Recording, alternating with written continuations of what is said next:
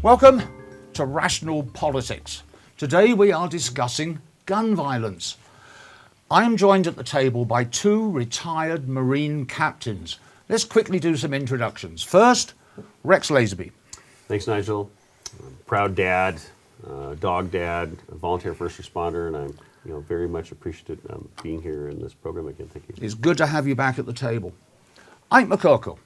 Hi, I'm Ike, Purple Heart recipient, father of four, running for the U.S. House in November against Ken Buck. And it's good to have you back at the table as well. Great to be here. Why did I mention Marine captains? It's very simple. If you haven't seen part one of the show, please watch it. Because both these gentlemen made a comment that I wasn't too happy with, and we're going to discuss this very quickly. One thing you have to understand, Marines, the elite, they have 5 months training minimum to use weapons.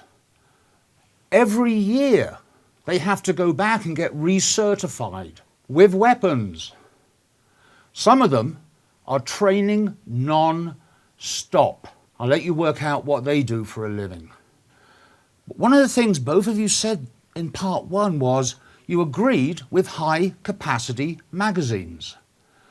I trust both of you with your weaponry because I believe in you as people. You've had the training. You understand the damage that can be done by a gun. You understand how to use a gun. Why do you believe high capacity magazines shouldn't be banned? I'd be happy to start off on that one, Nigel. I think that the reality is that there are millions, literally millions, of high-capacity magazines out there in the United States. In addition, the right to keep and bear arms is something that, Marines in particular, but law-abiding American citizens have the right to do because of the Second Amendment to the Constitution of the United States. Whenever you pass legislation that limits that, you have to do it in a fashion that doesn't infringe on that legal framework. It's my fundamental belief that because of the laws of the United States and the United States Constitution, that outright bans on weaponry of any type, and I'm not saying that there can't be licensing requirements or other training and education requirements or qualification requirements, like you mentioned, but that outright bans are a constitutional infringement. And so, I believe that if our citizenry is trained and educated properly and are law-abiding citizens, that if you do infringe on their right to access, high-capacity magazines or weaponry, that's a constitutional infringement. Now, if folks want to change that, then we need to have a constitutional convention and change the Second Amendment. I don't support that because I think we can put smart programs in place that'll create a safe, secure society, where firearms are stored, transported, and used appropriately. And so I think we can create the end state objective, which is a safe, secure society, a reduction in gun violence, and not violate the Second Amendment to the Constitution of the United States. And that's why I take the position that I do, because I think that I, as a law-abiding citizen and gun owner, should be able to go ahead and purchase the stock magazine that comes along, with my Springfield 9mm that I carry. And that's my position on the issue of high-capacity magazines, is that it's a feature ban that is unconstitutional. Okay. Rex? So, high-capacity magazines, they're out there. You can get them, even though they're illegal in some places, you can still get them. I would just love for our legislation to actually do things that's going to help. Let's actually, make sure background checks are universal. I would love to address if someone's on a 72-hour mental hold, that information, where does that go? Put a background check and a time limit on ammo, because the magazine means nothing. And the thing about the high capacity magazine, ban in some areas is that, for instance, Afghanistan, we gave up 227,000 is the biggest number I've seen confirmed. Those are those weapons and all the rounds and all the magazines that are now in the hands of a known terrorist organization. And I'm a Democrat, but I want a secure border, and we don't have that. So by someone's banning either me, laws were just passed in Boulder, Superior, and Louisville, a place that I'm very passionate about. So my gun is illegal. I'm an outlaw now. Well, the King Super Shooter got that gun, brought it into my county, shot up, wrecked the lives of 10 families, crushed the entire community, and let's actually work on things that's going to help curb gun violence. I agree with you 100% on everything you've just said. However, Ike, you mentioned a couple of times about the Constitution, about Amendment 2. Yeah. Please show me where it mentions bullets and magazines. Okay, I won't. But what I will do is that say and make the observation that in a representative system of government, that myself running to represent the will, interests, needs, and security of the constituents in Congressional District 4, that I have to legislate according to the will, interest, and needs of the folks in my district. I can tell you that the overwhelming majority of the folks in District 4, which is a largely rural district that I bump into, that I talk to, are very concerned about their Second Amendment rights and the potential violation of those rights. And so if you want to get elected and serve appropriately, I think that you have to take into consideration the input that's coming, from a constituency, such that in the 4th District, in the rural 21 counties of eastern Colorado, that farmers, ranchers, and folks in small town America want to have access to their firearms and ammunition. In England, for instance, we do not have any kind of constitution as in America, because if we tried to follow the Magna Carta, let me tell you, it ain't going to work. Just because of when it was written. Yeah. So much, history progresses, society progresses, a constitution has to bubble along with society. But in the UK, farmers are allowed to have guns to shoot vermin. I used to go shooting every Sunday afternoon.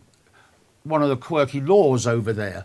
I was not allowed to shoot a pheasant. I nearly said peasant. Sorry about that. I was not allowed to shoot a pheasant unless I saw it taking off from a field of corn. Then I was allowed to shoot it. Who thought that was a good idea? Do they think these birds only eat when I'm walking around with a gun? Let's now talk specifically. Rex, what is the state of school security? My son went to Boulder High School. I was very concerned about his safety when, it was before COVID, when school shootings were everywhere. And I saw, just the great lack of security.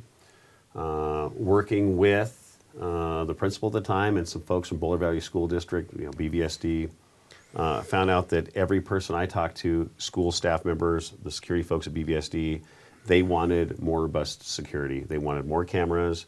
They wanted, the folks I talked to wanted an SRO, an armed police officer, someone with post certification who was on premises. They wanted, badging and wands and different things at the time. But it was fought against by the board. The very, progressive board didn't want the school to look like a prison. Well, Adams 12 School District right now, I've actually worked with and spoken with their superintendent's main person, and she's in charge of all security for Adams 12. Every single school there in the county not only has SROs, there's the ability for them to remote lock every door. They're working on safety protocols, safe rooms. And when I presented to them a weapons threat detection software, that BVSD wouldn't even answer my email. BVSD wouldn't even answer my email and talk to A company that I know because their vice president is a Navy SEAL friend of mine, and I've seen the demonstrations. And the second that one of the cameras with this software detects a firearm, it sends a signal to an operator. One's in Honolulu, one's in Philadelphia. They only hire, Marines, Army, SEALs, and that man or woman who's at the control table can actually see that's a firearm.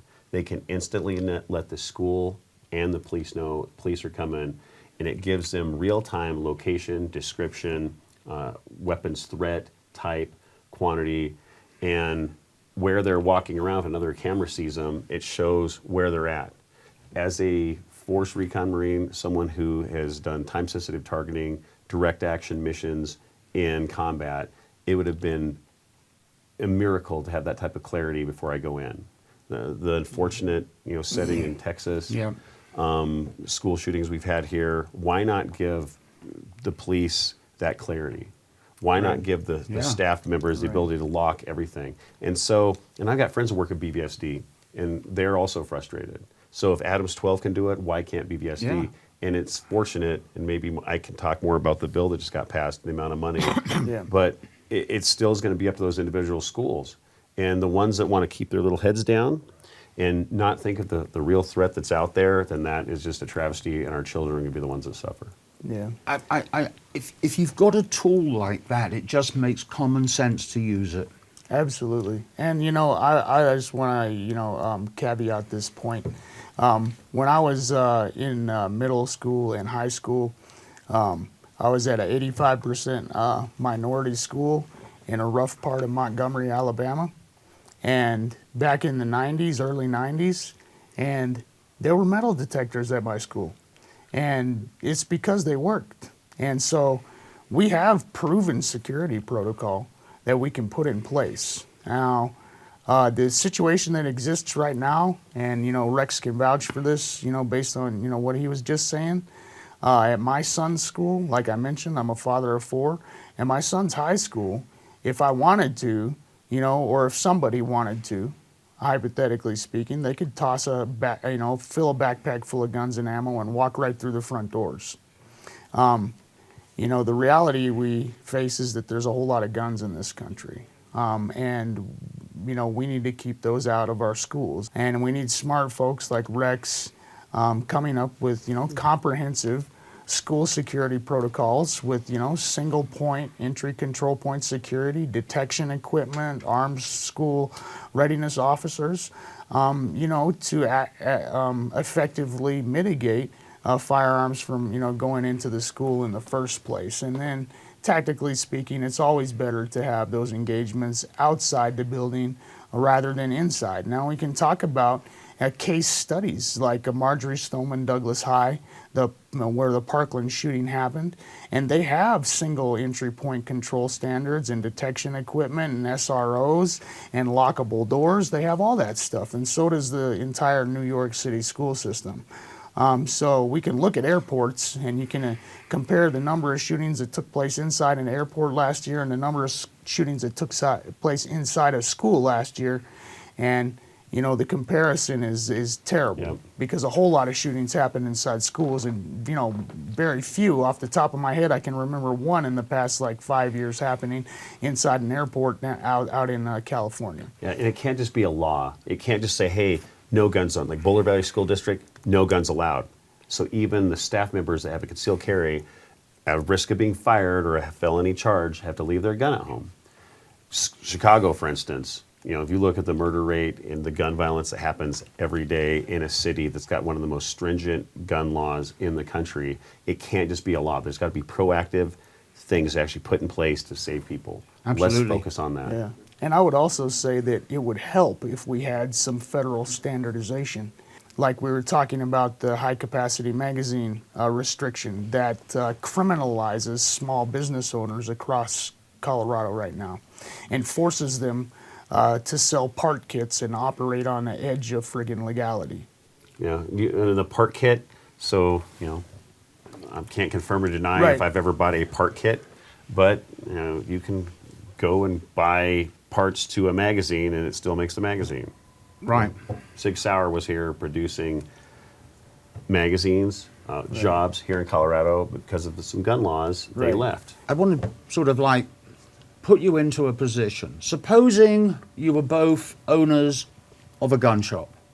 An 18-year-old comes in, buys a semi-automatic, buys high-capacity magazines, buys over thousands of rounds of ammunition, and then buys a flak jacket. As a responsible gun shop owner, do you believe it's up to you to say, we may have a problem here? I think it would be incumbent on that shop to do that, but you know, the reality is that the law doesn't require that right now. Correct. And there's even a law in place that it's a transfer clause, you know, where if a background check is not completed but the sale has been pending for 3 days, that shop is obligated to transfer, complete that sale and transfer. If we had a universal background check with a completion to transfer requirement, that would help a lot. And if we had a sufficient waiting period, that would help a lot. That would allow those small business owners to do their due diligence and ensure that folks like the one you mentioned, which is very similar to the Uvalde shooter, don't go on shooting sprees. Right, but the problem is that he was just turned 18 years old. Yeah. They would have to look back into his juvenile records to see whether there was something red flagged. Right, but if we had a universal background check with a requirement to transfer and a sufficient waiting period, that sufficient waiting period, I think, in addition to the federal law that's just passed that allows more in-depth background checks on individuals between the ages of 18 and 21, that the individuals like himself would have been flagged. Would have been flagged, okay. Right. Yeah. And I like pushing it to 21. I know a lot of my Marine friends get mad at me, but make it 21 and some say, well, you can join the military, go gun. Right. No, you don't just get a gun. It's locked up in the armory. And you get training, and we screen you. And we've seen through all the months of training that if you are having some issues, we'll find a way to get him or her out. Right. And we saw Florida Republicans, defeat the NRA and pass a 21 to purchase, rifle law in the state of Florida after the Parkland shooting. And I would agree with Rex. There's, 21 is a reasonable requirement. Yeah, I look back at myself with my shotgun walking around a field trying to shoot a pigeon. I used to scare more than shoot. I would like to point that out. You did eat this pigeon, right? Sorry? You hunt in England. You hunted pigeons for food, right? Actually, yes. All right, good. I can honestly say that, and rabbit, and the occasional hare. No problem whatsoever. I did too, but not in England. Oh, nothing beats a good jugged hare. It really doesn't. But that's beside the point. What about the mental health issues? Do you think there's anything we can do there? Because, well, you know some of my reasons behind it. I don't think there's much we can do. Can I take this first one? Go for it. Go for it. Hey, we had the representative on part one with some disagreements about HIPAA, but if you go on a 72-hour hold, that information needs to instantaneously be across the board, because most of the 72-hour holds that I'm aware of, and I have, between post-traumatic stress and family members and friends and whatever, I think all of us have some degree of, knowledge about, what happens at a 72-hour hold, but most of the folks that go to the emergency room are released. And then they're given resources, but there's the resources, they're not going to go get an appointment the next day. Right. It might take them weeks before they get counseling. But if there's a threat, why not go after it? It's the same thing. If the red flag laws, there's a pattern that's been established, but if we can, the good representative, if we can preemptively get that mental health there, if we can get those resources to the schools, helping the parents, helping the teachers, letting these children understand some like signs. Hey, maybe this person. I think we can do the proactive approach, and then. But I would definitely, shake some feathers and say, hey, I think if you're on a 72-hour hold, that information's got to get pushed up. See, I was not aware that the red flag laws were so complex. Oh yeah, they really are. And I understand why they're so complex, because we want to make sure they get it right. And I had no idea it had to go up in front of a judge first. Yeah. Okay? If a judge, I agree with Rex totally, once someone has been flagged, okay, it should filter through the system without a shadow of a doubt. Because from what you guys were saying earlier, I could just walk in and buy ammunition. All I need is a driving license. That to me, the ammunition for the gun to work. Yeah. That seems terribly wrong. Right. And I think you mentioned too mental health. You didn't think we could do much about it. Well, I think investing, in the schools, mental health professionals and resources and capacities to serve our students could help a lot. It could help identify students that are being bullied, oftentimes wind up being the individual perpetrators of school shootings, just like at my son's school, Stem Highlands Ranch. When he was 13, I was working a campaign office, Candy C. Tabaka's campaign, making phone calls. My phone buzzed. It said, "Shots fired, Stem Highlands Ranch." My son was in that school, so all I could do is drive there, and I said, stay out of the area. But I think that mental health resources are significantly needed. And, there's a large investment made in school mental health resources as well in the federal bill. So I think, it was a step in the right direction. And, we need to keep taking every small step in the right direction that we can. And I think that those steps should include addressing state and local laws that, violate the Second Amendment. And I think that, were we to do that, we could actually create a broader coalition and consensus on, smart legislation that'll have the in-state effect that we want, like a National Safe Storage Act would have, that would have, prevented the kids from picking up the guns out of the cabinet that they picked them up out of when they went to my kid's school and killed Kendrick Castillo and shot 8 other students. Yeah, that's, an aspect that I think we can make a whole lot of progress on. And that is, people, the identification of potential threats. And then, I think our entire society should have access to mental health treatment when they need it.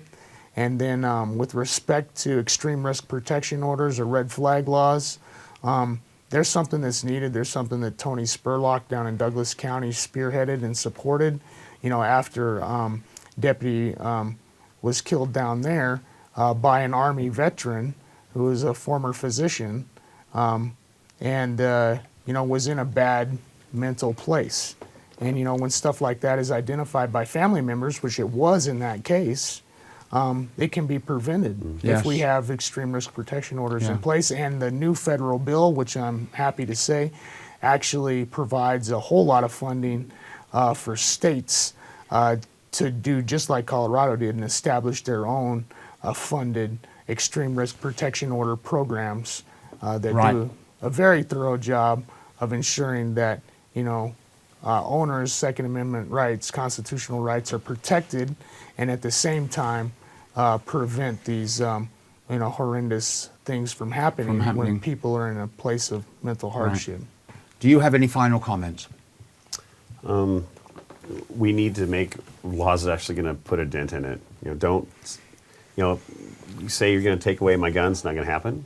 It's not going to happen in a million years because, last time I saw a movie that only the police and only the government had guns, it was called Schindler's List. And as I mentioned, in Afghanistan, we give up constantly because we're trying to, do what we do.